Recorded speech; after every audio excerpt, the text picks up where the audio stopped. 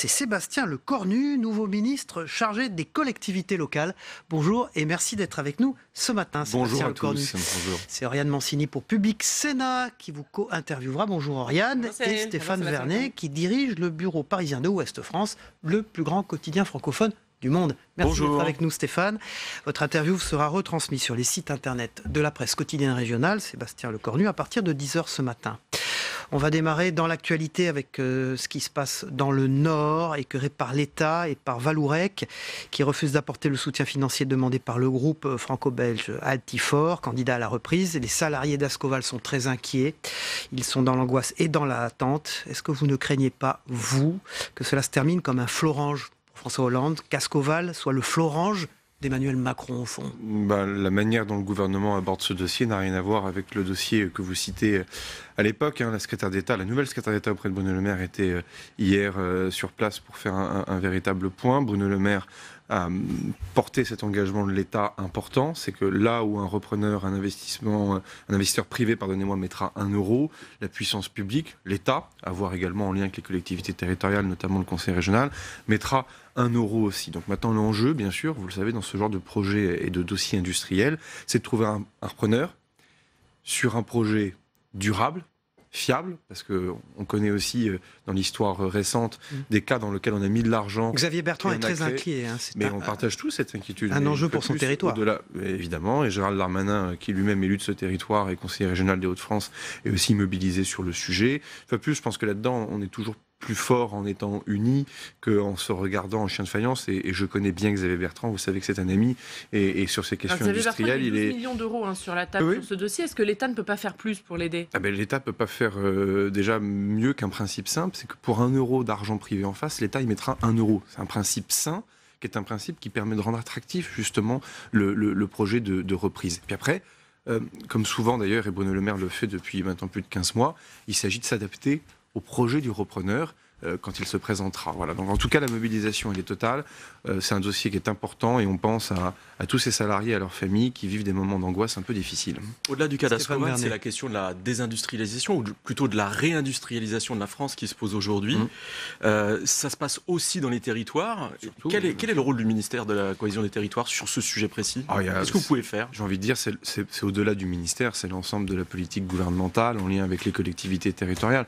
Si la question s'adresse directement à moi, c'est de s'assurer que la politique gouvernementale rencontre bien les politiques territoriales menées soit par l'État, notamment les services de l'État en région, les corps préfectorales entre autres, mais également les collectivités territoriales. C'était d'ailleurs un gros morceau du déjeuner avec les présidents de région vendredi dernier à Matignon. Comment les compétences de développement économique, d'accompagnement sur les filières de formation, d'apprentissage, comment bâtir le lycée professionnel de demain. La réindustrialisation, c'est un enjeu vaste. Ça va de modèle fiscal, la capacité à développer du service et des infrastructures, la capacité à développer bien évidemment du savoir. Et donc en clair, c'est toute la formation initiale, formation continue, apprentissage. Bref, l'enjeu, structuration des filières, l'enjeu est multiple. Et puis, pas qu'on raconte n'importe quoi à nos concitoyens. Moi, je suis un bébé de la décentralisation en tant qu'élu local. Aujourd'hui, ces compétences-là, justement, elles sont très décentralisées. Les métropoles ont un rôle majeur à jouer, les intercommunalités en général aussi, les conseils régionaux beaucoup, puisque d'ailleurs c'est leur raison d'être initiale que de faire du développement économique et de la structuration de filières, et ça doit se faire avec l'État. En tout cas, regardez ce qu'on fait depuis 15 mois au gouvernement, sur les abaissements de charges, sur la nouvelle politique fiscale, sur tout le travail que Muriel Pénicaud a mené sur le droit du travail, sur l'investissement, sur les compétences. Le fil conducteur de tout cela, c'est le constat que vous faites vous-même, c'est qu'il y a un enjeu de réindustrialisation, il y a un enjeu sur les métiers nouveaux, le numérique, l'énergie, j'ai touché à ces questions lorsque j'étais secrétaire d'État à l'écologie, mais il y a un enjeu aussi sur l'industrie traditionnelle telle qu'on la connaît dans certains de nos territoires, comme chez moi en Normandie, et là, pour le coup, c'est véritablement une affaire de chacun. Alors, on va passer à un autre sujet, Sébastien Lecornu, le congrès des départements de France qui aura lieu dans 2 semaines à Rennes. Est-ce que vous irez? Je pourrais y aller en tant que conseiller départemental et ancien président de département. Ça veut dire que vous n'êtes pas invité en tant que ministre? Pour l'instant, l'enjeu, c'est de se remettre autour de la table avec l'ADF pour régler les grandes difficultés que connaissent les conseils départementaux de France. J'étais président du conseil départemental de l'Eure, je suis toujours conseiller départemental. J'ai vocation, après mon passage au gouvernement, à redevenir président de conseil départemental. Donc mon attachement à cette collectivité est total. D'ailleurs, mon attachement personnel à Dominique Bussereau est total aussi, parce que c'est un ami. Mais l'exécutif n'est pas invité. Néanmoins, attendez. je crois que Dominique Bussereau était clair hier, et il dit que les cartons d'invitation étaient posés sur la commode dans l'entrée de l'ADF. Mais qu'il attendait et qu'il s'apprêtait à les mettre au coin de la rue dans la petite boîte du facteur en fonction de tous les travaux qu'on va faire ensemble. Donc, en fonction de quoi que mes collègues présidents de département soient rassurés, je n'ai pas oublié de là où je viens. Et avec Jacqueline Gouraud, on se remet actuellement évidemment autour de la table sur plusieurs sujets d'ailleurs très différents, parce que tous les départements ne sont pas toujours logés à la même enseigne sur un certain nombre de difficultés. Vous avez la première famille, c'est la question des AIS, la terminologie est barbare, donc on va l'humaniser. Allocation individuelle de solidarité. Et on va même encore faire mieux. Le RSA, l'APA, toutes ces prestations sociales importantes qui correspondent à notre modèle de solidarité français et qui fait que pour tout un tas de raisons structurelles et structurantes depuis des années, bah oui, il y a malheureusement un peu plus de pauvreté qu'avant, les gens vivent plus longtemps qu'avant, donc ces allocations-là, bah, elles n'ont pas toujours été financées dans une relation fluide entre l'État et les conseils départementaux. Ça, c'est la première famille de problèmes qu'il faut régler. C'est la première urgence évoquée par Dominique Bussereau hier, et il dit que le président de la République s'est engagé à ce que ce soit résolu. Qu'un accord soit trouvé avant le congrès de Rennes. Le président de la République souhaite qu'on avance sur le sujet. C'est une avant le congrès de Rennes. Résolu, ça veut dire quoi? Alors, ça c'est la bonne question. Résolu, c'est bien évidemment, il y a la question de l'urgence. Vous avez des conseils départementaux, vous disais-je, ne sont pas tous logés à la même enseigne. Vous avez ceux qui ont du mal à boucler le budget. Parce que, problème dynamique, recette dynamique. Bien souvent, quand vous êtes un département dans lequel vous avez beaucoup de bénéficiaires au RSA, c'est bien souvent que votre département est un peu frappé par la crise. S'il est frappé par la crise, bien souvent, vous avez des difficultés fiscales, puisque vous bénéficiez moins de fiscalité économique, des DMTO, vous savez, c'est la fiscalité sur les droits de mutation, etc. Donc en fait, c'est malheureusement, ce que je disais quand j'étais président de département, c'est un peu comme Louis de Funès dans La Folie des Grandeurs, c'est que les riches, c'est fait pour être très riches, et les pauvres, très pauvres. Donc le modèle tel qu'on le connaît aujourd'hui est un modèle qui fait que ceux qui ont des ressources dynamiques, ont fondamentalement vraiment pas beaucoup de problèmes, ou moins de problèmes en tout cas, et puis ceux qui manquent de ressources ont véritablement un double problème, parce qu'il faut payer ces AIS, ces fameuses AIS. Donc le premier chantier, c'est la péréquation entre tous ces départements pour justement arriver à corriger ces effets-là. Et puis l'État prendra ses responsabilités. Je ne donne pas de montant ce matin, puisque je travaille actuellement avec Jacqueline Gouraud et les présidents de conseils départementaux. Mais l'État compensera plus qu'à l'heure actuelle ces AIS.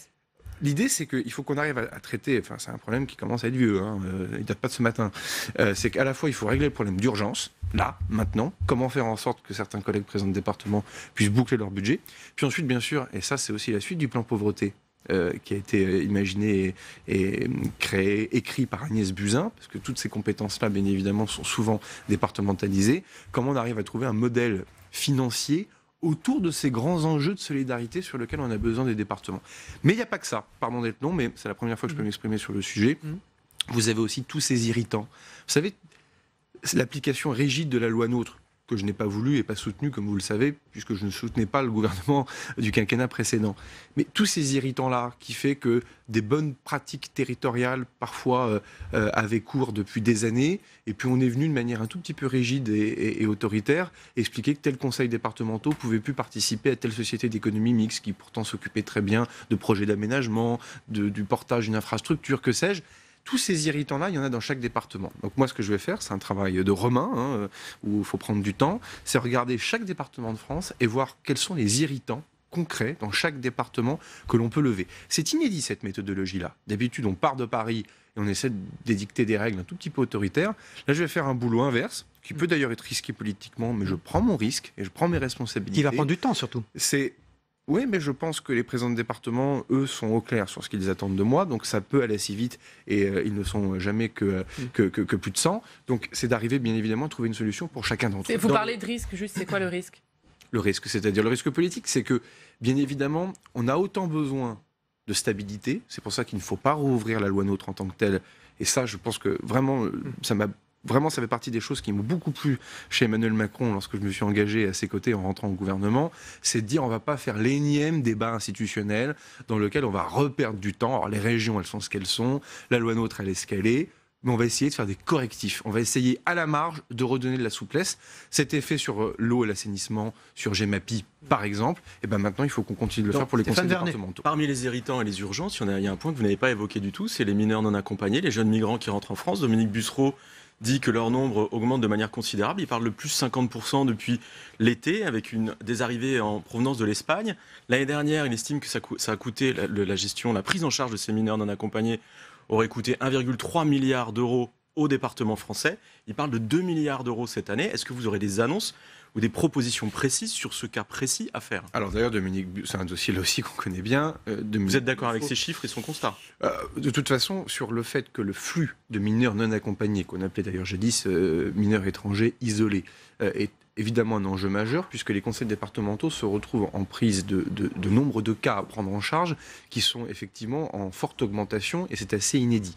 D'ailleurs, là aussi, c'est bien la difficulté quand on est ministre depuis Paris, c'est que toutes les situations dans chaque département ne se valent pas, puisque bien évidemment, les flux migratoires ne sont pas équilibrés de facto sur le territoire. Donc, il y a un accord déjà qui existe de l'été dernier, qui est un accord qui va bien à tout le monde, qui permet notamment de répondre sur le volet régalien, et Dominique Bussereau m'a redit hier que sur tout le volet régalien, les choses peut-être avançaient lentement, mais elles avançaient. Attendez, le volet régalien, moi, ça fait 2 ans que je l'attendais, donc je veux dire, à titre, en tant qu'élu local, je veux dire, donc le volet régalien, il avance, il faut le dire, parce que le volet régalien, c'est la capacité à savoir est-ce que le jeune homme ou la jeune femme qui se présente dans le hall du conseil départemental chez moi à Évreux, est-ce qu'il est vraiment majeur ou est-ce qu'il est vraiment mineur?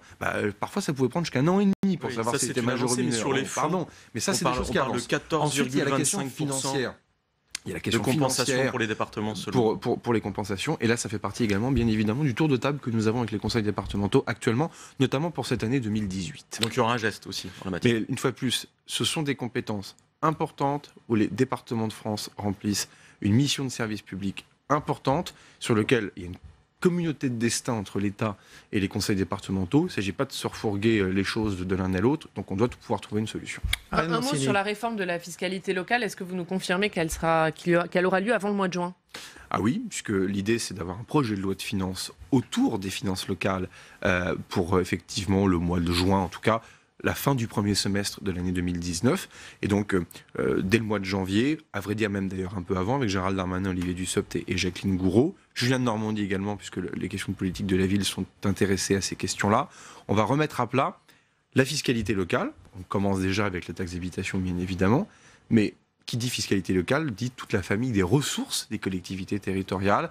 Et c'est vrai que parfois comprendre comment la DGF, les dotations de l'État aux collectivités territoriales sont calculées n'est pas toujours chose évidente, et on va travailler justement sur plus d'intelligence et de transparence. Inquiétude pour les élus, inquiétude pour les Français. Est-ce qu'il y aura un impôt supplémentaire pour compenser la suppression de la taxe d'habitation? Non, il n'y aura pas d'impôt supplémentaire. En revanche, la véritable bonne nouvelle, c'est de repartir de zéro. Quand on a quelque chose qui est aussi compliqué, aussi complexe, dans lequel les choses se sont enchevêtrées d'année en année, je trouve ça bien et courageux, mais que d'ouvrir ce dossier-là calmement, sereinement, avec les députés, les sénateurs et les élus locaux. C'est Sébastien Lecornu, ministre chargé des collectivités locales, qui est notre invité politique ce matin.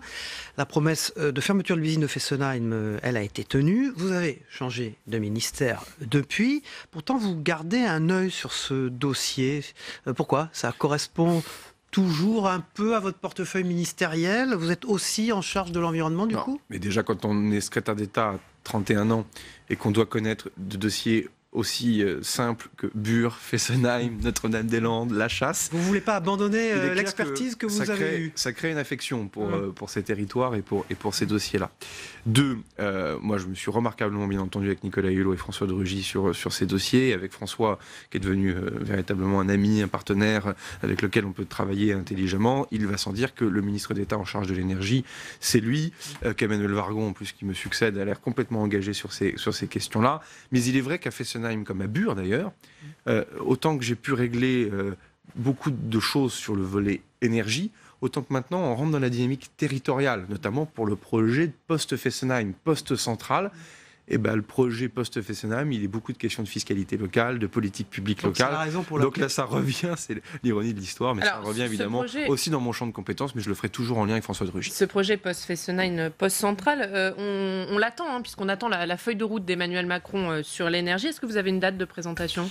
Je crois que le président de la République souhaite prendre le temps qu'il convient pour les derniers grands ajustements, parce que c'est pas qu'une annonce, la programmation pluriannuelle pour l'énergie, c'est la stratégie de l'énergie pour le pays, donc c'est aussi la stratégie de la consommation d'électricité, et donc de la facture d'électricité des Françaises et des Français, que l'on souhaite la plus basse possible et sur lequel nous ne souhaitons pas d'augmentation.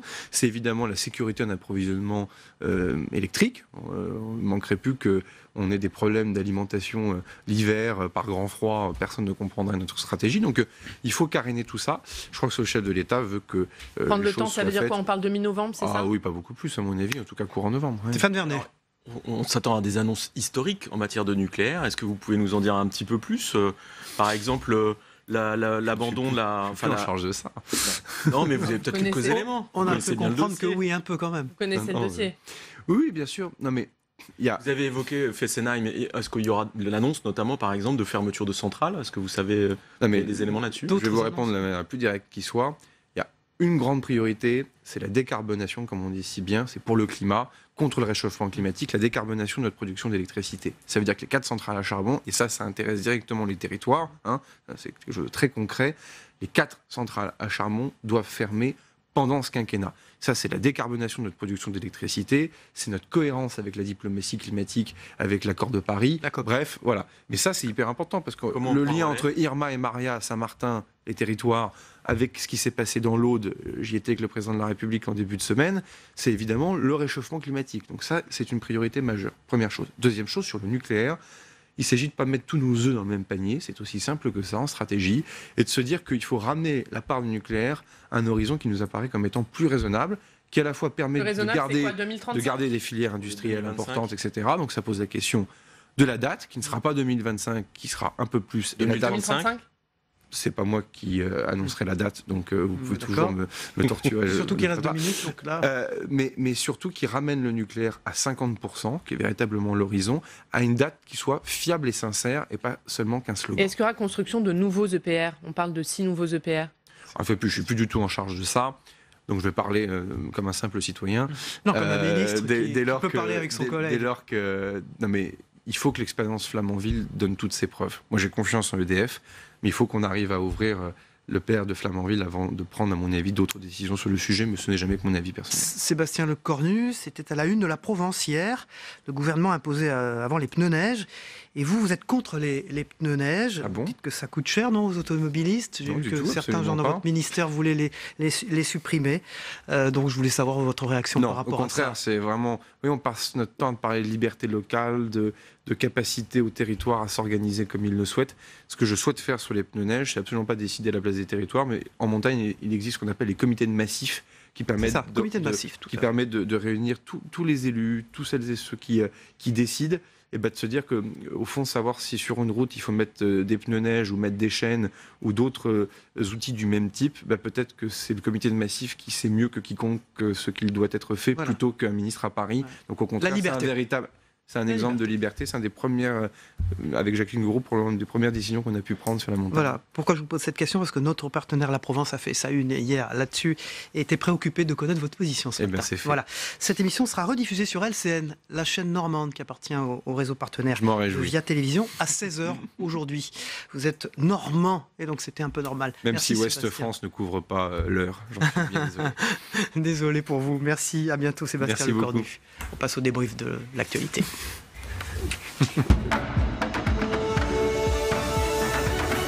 Si Sébastien Lecornu quitte ce plateau, ils font leurs entrées à nouveau. Pierre Dumazot, directeur de la rédaction de la Lettre de l'Expansion, il était présent dans la première partie de cette émission, et Guillaume Doyen de la Gazette des communes, des départements et des régions. Merci messieurs d'être revenus. Après avoir écouté donc le ministre chargé des collectivités locales, nouveau ministre Sébastien Lecornu. Sa réaction sur Ascoval, vous avez vu, Guillaume Ledoyen, que le gouvernement n'a pas explicitement fermé la porte. Xavier Bertrand, lui, alors extrêmement inquiet. On était avec lui il y a quelques jours là, à Lille. Il avait exprimé son angoisse par rapport à ce qui se passe dans cette région qu'il préside. On en est où, Guillaume Doyen? On va vers où? Parce que les salariés, eux, ils sont extrêmement inquiets, écœurés par l'État, disent-ils, ce matin. Il n'a fermé aucune porte aujourd'hui sur aucun sujet, Sébastien Lecornu. Il est dans sa fonction de... Il prend son poste et sa mission principale va être quand même de montrer sa capacité d'intervention sur des sujets territoriaux absolument centraux aujourd'hui. Donc laissez tomber, à mon avis, l'État va intervenir, va faire quelque chose dans ce dossier. Pierre Dumazot. Je pense effectivement, d'accord avec ce qui vient d'être dit. Et c'est vrai que Sébastien Lecornu, là, on a l'impression qu'il s'installe, qu'il prend la pleine mesure de ses nouvelles fonctions avec une... Même un peu élargie, non ? Un peu élargie, avec une approche politique, mais assez intéressante, qui est de ne plus... C'est ça, moi, que j'ai retenu, qui m'a assez frappé, c'est de ne plus partir de Paris. Voilà. On sent qu'il y a vraiment cette écoute des territoires, cette volonté... de dire presque comme un mea culpa que ça y est, le gouvernement a compris qu'il avait fait des erreurs, que les territoires n'étaient pas assez écoutés, et donc maintenant au travail. Voilà.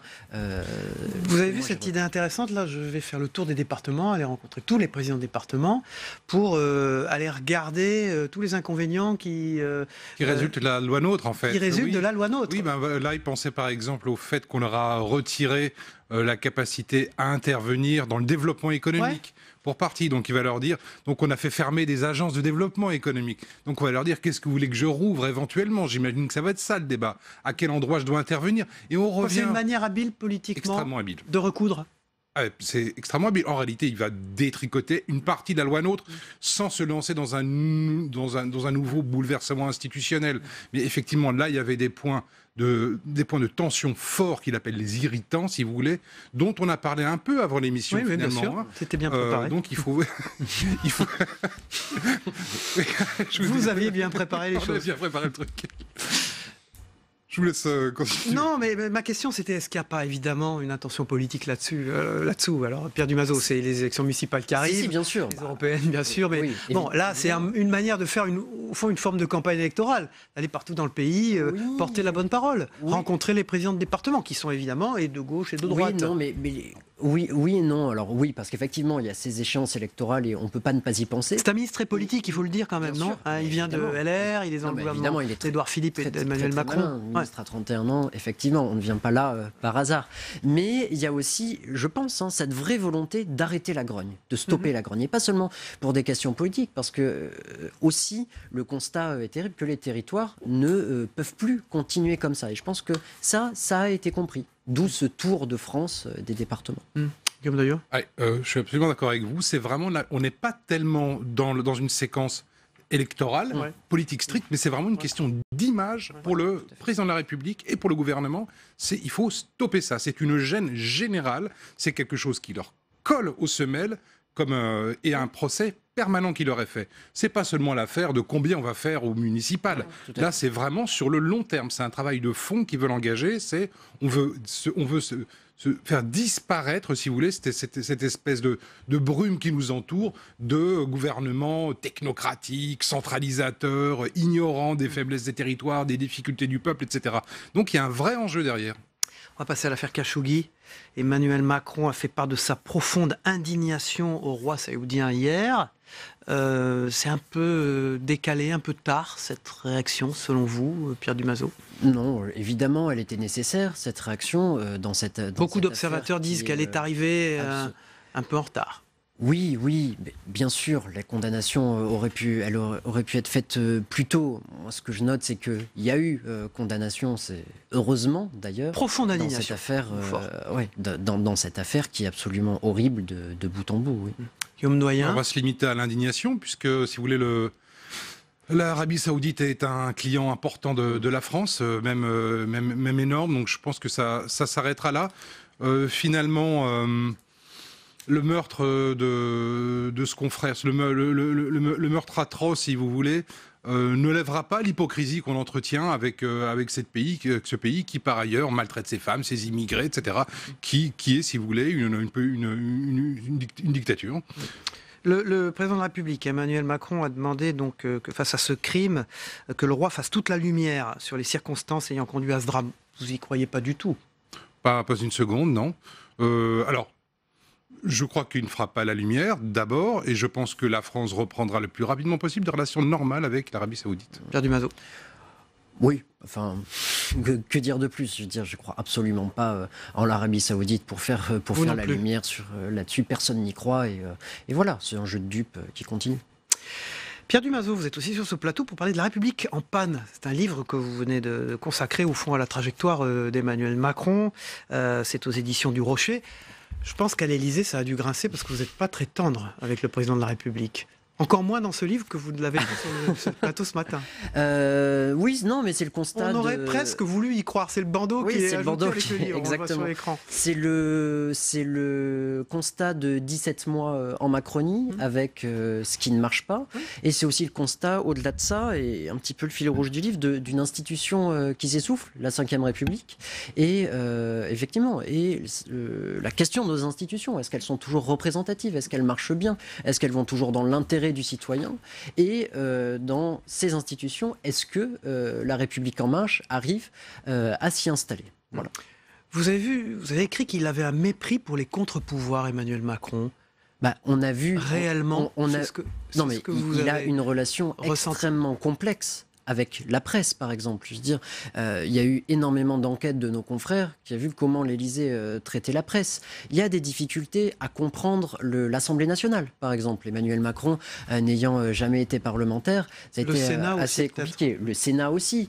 Les petites phrases, le coup de fil à Gérard Larcher pour se plaindre de la façon dont Philippe Bas menait les auditions. Benalla, oui. Pendant l'affaire Benalla, Nicole Belloubet qui prend position pour Alexandre Benalla. Enfin, on était dans des choses absolument délirante, il faut s'en souvenir.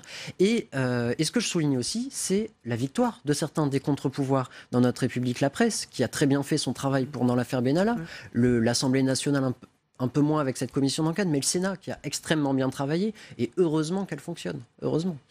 Guillaume Doyen, c'est votre avis, ça, que Emmanuel Macron, au fond, il voulait peu de contre-pouvoirs quand il est arrivé là, très jeune. Pierre Dumazo rappelle à quel âge jamais on avait centralisé autant autour d'un seul homme, concentré autant de pouvoir, si vous voulez. Un petit groupe pensait pouvoir prendre des décisions pour tous. Vous l'avez dit, ça s'est pas terminé comme ça. Et on a vu ressurgir du coup, si vous voulez, une force qu'on croyait un peu éteinte, c'est le Sénat. Les territoires. Les territoires, voilà. Mais absolument. Donc, si vous voulez, ça les a revigorés. Merci Guillaume Doyen. Vous dirigez la Gazette des communes, des départements et des régions, au fond, des territoires. Et merci Pierre Dumazo. La République en panne, votre livre aux éditions du Rocher sur Emmanuel Macron et sa trajectoire. Voilà, on passe au Zap Matin de Christophe Combarieux. C'est aussi ce qui s'est passé ce matin, entre autres, dans les autres matinales d'infos. Et on se retrouve après, à tout de suite. Ces ventes d'armes sont une ignominie. Ce business pue le pétrole, l'argent, les dollars et le sang. Combien de morts faudra-t-il pour arrêter ces horreurs? Ce crime a réellement été douloureux pour les Saoudiens et je pense pour tous les gens à travers le monde. C'est un crime hideux et qui est injustifiable. Non, on ne vend pas des armes comme on vend des baguettes de pain. La règle est claire. La règle, c'est que toute vente d'armes est interdite, sauf autorisation express. Pourquoi dire stop à la Syrie d'un côté et continuer, allez-y, à l'Arabie Saoudite? Parce qu'il y a le pétrole. Nous réclamons que toute la lumière soit faite. Une fois que la lumière est faite. Que les responsabilités soient clairement identifiées. Dans l'hypothèse où la responsabilité de l'Arabie Saoudite est avérée. Nous ne pouvons pas être simplement sourds, aveugles à ce que nous faisons, et ce que nous vendons a des conséquences. Nous tirerons nos propres conclusions. Alors, nous en tirerons les conséquences et nous prendrons des sanctions. Compte tenu de la position de l'Allemagne en Berlin, est-ce que vous estimez que la France doit suspendre? On va avoir une règle simple. Mon agenda n'est pas dicté par les médias, que ça vous plaise ou non. Et ça n'est pas parce qu'un dirigeant dit quelque chose que je suis censé réagir à chaque fois. Vous avez le droit de vous poser la question. Et donc je ne vous répondrai pas. Si la question est si sensible, c'est que l'Arabie Saoudite est le deuxième acheteur d'armes de la France, derrière l'Égypte et avant l'Inde. Près de 1,4 milliard d'euros d'achats l'an passé. Donc j'y répondrai pas. Du ministère des Armées, je regrette, mais et ça continuera. Tant que je serai à la place où je suis, ça continuera à être comme ça. Que ça plaise ou que ça déplaise. Voilà, on va la voir avec sa chaussure sur les documents du commissaire européen. Voilà, il prend sa chaussure. L'Europe qui a retoqué, vous le savez, le budget italien. L'Italie a 3 semaines. La Commission européenne a retoqué le budget. Pourquoi? Ce n'est pas une décision de technocrate, c'est l'application d'un traité qui a été voté par les peuples européens et de décisions qui sont prises par les chefs d'État et de gouvernement. Il faut arrêter de parler de la technocratie de Bruxelles. Elle ne fait qu'exécuter les décisions des politiques. L'Union européenne aujourd'hui se comporte un peu comme un animal blessé. Plus elle est affaiblie et discréditée, plus elle est agressive contre les pays qui refusent les exigences, les injonctions de la Commission européenne. Sous prétexte que c'est pas le gouvernement que Bruxelles veut, on retoque le budget, c'est scandaleux. Et je me réjouis qu'enfin il y ait des hommes politiques italiens qui disent maintenant, ça suffit. Voilà, dans quelques instants, troisième partie de cette émission avec Territoire Sénat et l'actualité parlementaire et politique. A tout de suite.